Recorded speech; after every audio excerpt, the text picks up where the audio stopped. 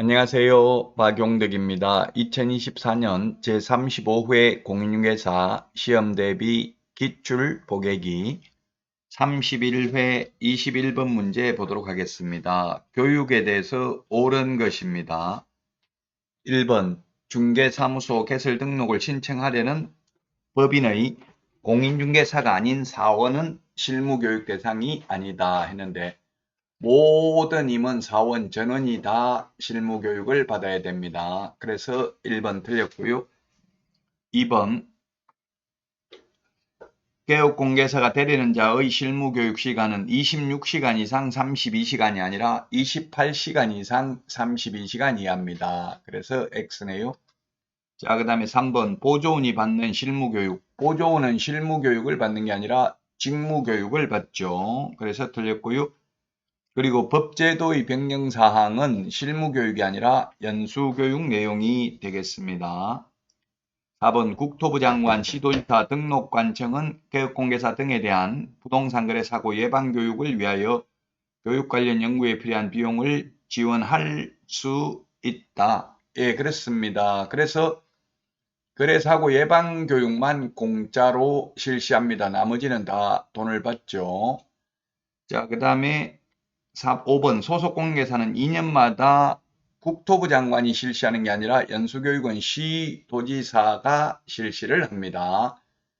자, 그리고 다시 한번 말씀드리면 중개실무교육은 모든 임원, 사원, 전원이 다 받아야 되는데 경매실무교육은 대표자만 받습니다. 대표이사만 매수 신청들이 실무교육을 받습니다.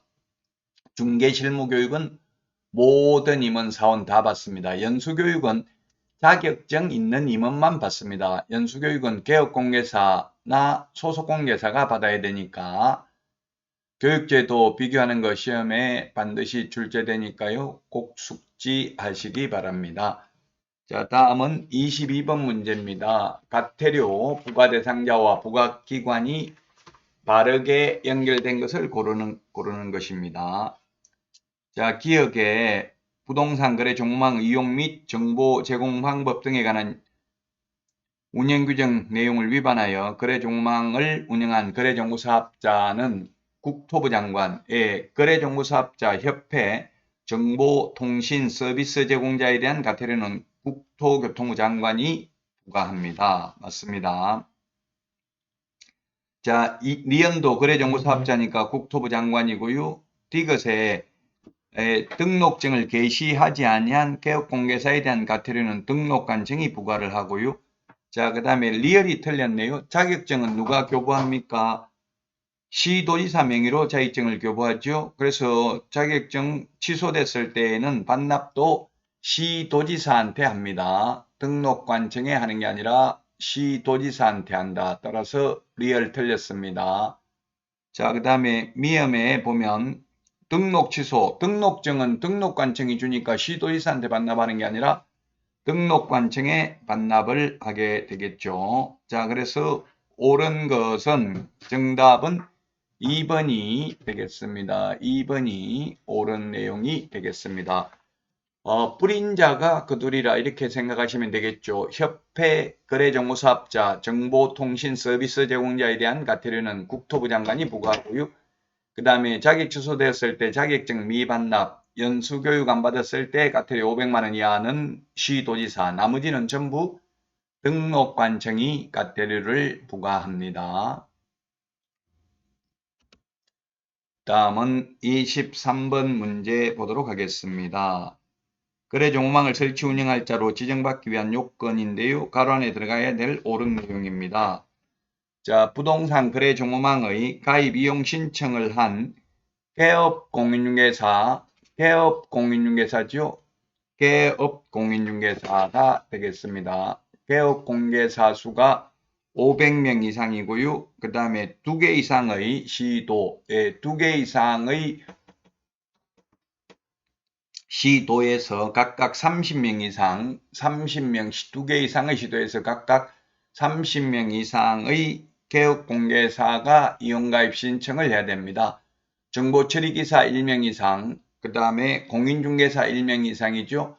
우리 암기 프린터는 보시면 7번에 있죠. 암기 프린터 7번에 거래종무사업자 지정요건 5 빼기 2는 3이다. 제가 이렇게 암기하라고 했죠. 전국적으로 500명 이상, 2개 이상의 시도에서 각각 30명 이상입니다. 5 빼기 2는 3이다. 예, 그래서 정답은 4번이 되겠습니다. 거래종무사업자 지정요건도 시험에 자주 출제되고 있으니까 꼭 숙지를 하셔야만 되겠습니다. 자, 그러면 다음 문제 보도록 하겠습니다. 24번 문제입니다. 자격 취소와 자격 정지에 대해서 옳은 것을 모두 고른 것은 했는데 기억해 보면 다른 사람에게 자기의 성명을 사용하여 중개업무를 하게 한 경우 성명 사용하게 하는 것과 양도대여가 똑같습니다. 그래서 요건 자격 취소고요. 맞습니다. 미연에 징역형의 집행유예를 선고받은 경우에 공인중개사법 위반을 해서 징역형이었는데 옛날에는 지금은 공인중개사법뿐만 아니라 업무 관련 범죄, 사기, 횡령, 배임, 사문서 위조 등으로 금고 이상의 집행유예만 받아도 자격 취소됩니다. 자, 그래서 니은도 맞고요. 디귿, 거래계약서를 작성할 때 거래금액을 거짓으로 기재한 경우, 다운계약서, 업계약서, 거짓계약서를 적은 경우에 개업공개사는 등록을 취소할 수 있고요. 소속공인중개사의 경우 자격 정지할 수 있습니다. 물론 개업공개사는 등록 취소할 수 있기 때문에 취소 안 하면 업무정지 처분을 할 수도 있겠죠. 그래서 리얼도 옳은 내용이네요.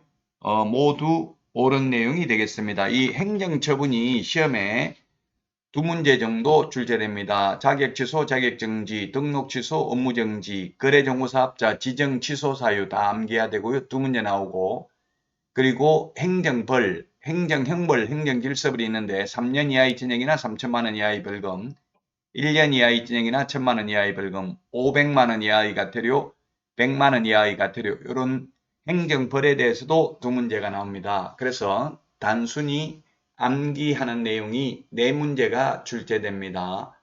공인중개사 시험 과목에서 유일하게 공인중개사 법령만 이렇게 단순히 암기해야 되는 행정처분과 행정벌이 4문제 정도 출제됩니다. 아마 다른 과목에서는 이런 과목은 없을 것으로 생각이 됩니다. 그래서 고득점을 하려면 반드시 숙지, 암기해야 되는 파트가 되겠습니다. 이거는 단순히 이해하는 게 아니라 암기를 해야 되는 부분이죠. 자, 그래서 24번의 정답은 5번이 되겠습니다. 모두 옳은 내용이 되겠습니다. 자, 이번 시간 여기까지 하고요. 다음 시간에 찾아뵙도록 하겠습니다. 다음 시간에 만나요. 안녕.